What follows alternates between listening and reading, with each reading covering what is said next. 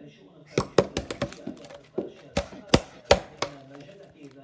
الفكرة البريطانية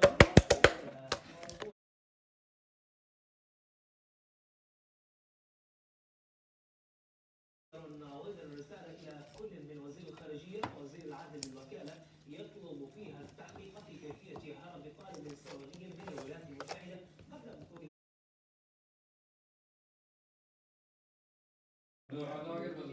في هذه الشهور التساؤلات،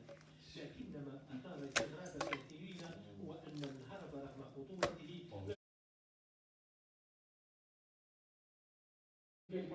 في الولايات المتحدة يحاسب على ما ارتكبه